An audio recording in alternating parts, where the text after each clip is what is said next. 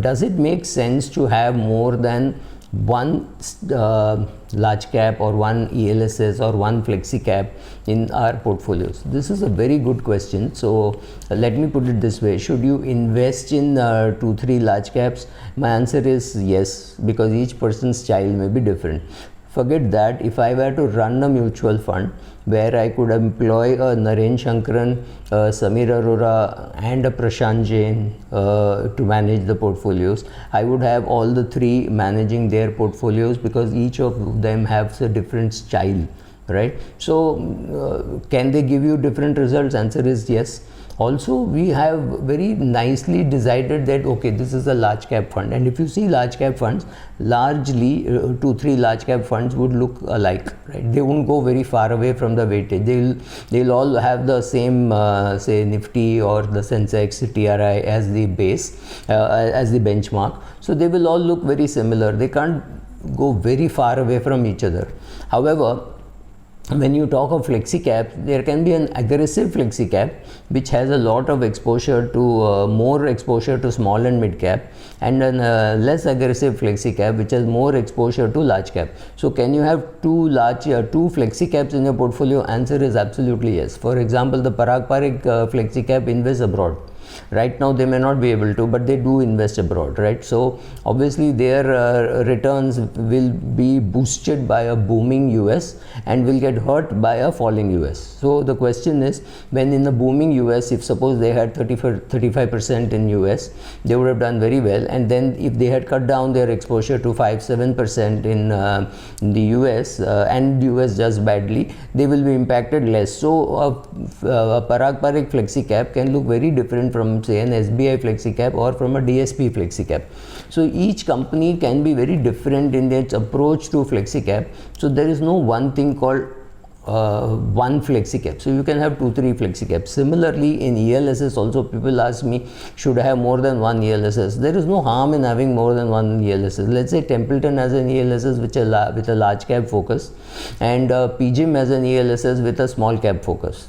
Then you are not really comparing two apples, right? You're saying broadly, yes, it is ELSS, but here is a large cap ELSS, here is a small cap ELSS. So there is no harm in having two ELSS in your portfolio, two flexi caps in your portfolio, two arbitrage funds, maybe no, 2-3 liquid funds, maybe no, depending on your amount of money that you have in at all. Like I don't have any money in liquid funds, but I have money in ultra short bond funds. And having a bad experience of 2020-21, now I have money in 3 ultra short bond funds, right? So it is just the choices that you make. But can there be a large cap fund with 80 stocks? Can there be a large cap fund with 25 stocks? The answer is yes. So you may have some money in a Franklin India blue chip, and you may have some money in a large cap of Motilal Oswal, which is perhaps more aggressive. So you have to look at the style. Is it a growth style? Is it a value style?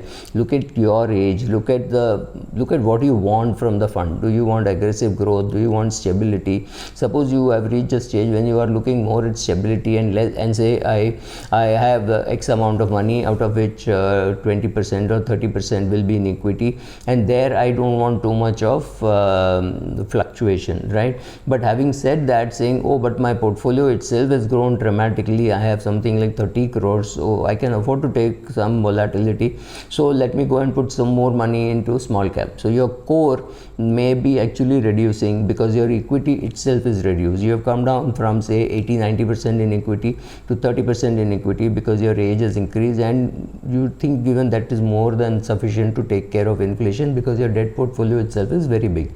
So based on that, you may make some small changes. You may reduce the large cap, you may increase the mid cap, you may reduce the small cap, saying, oh, small cap run up has happened too fast, so let me reduce the small cap, let me introduce a couple of sector funds, maybe a banking sector, a pharma sector, or what have you, right? Any other sector fund, right?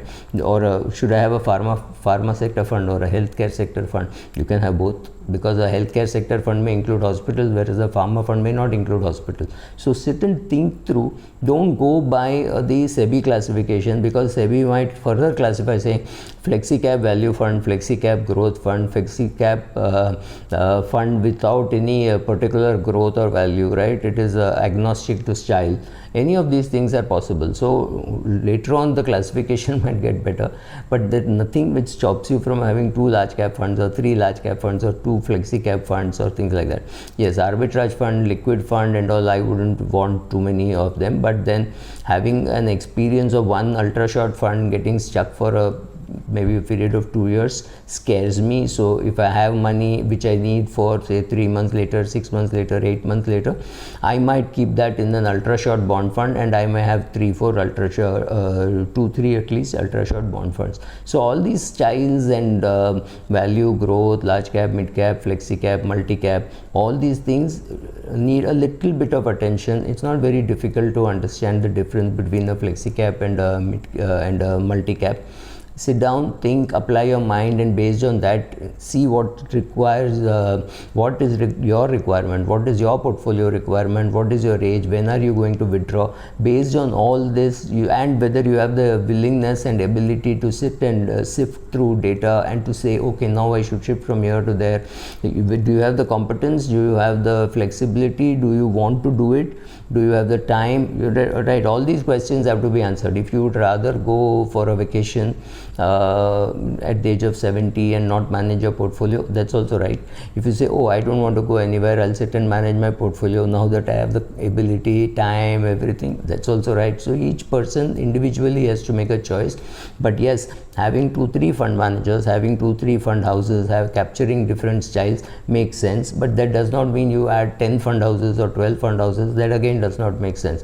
It does not make sense to have 10-12 fund houses even if you are an MFD or an IFA. It makes sense. Does it make sense for anybody to have that many? I don't think so. But there are portfolios which I see where people have 32 folios and 42 folios in mutual fund. To me, it beats the purpose. So yes, you see the style, you see if somebody's got growth, somebody's got value, somebody's got aggressive growth. You choose what you want. You choose. If you can make those choices, you can choose a slightly different core. But if you don't know all those things, stick to 60-70% in large and mid cap. That has to be a core. Play around with the other 30%, and you have to enter through a SIP and not as a lump sum. Thank you.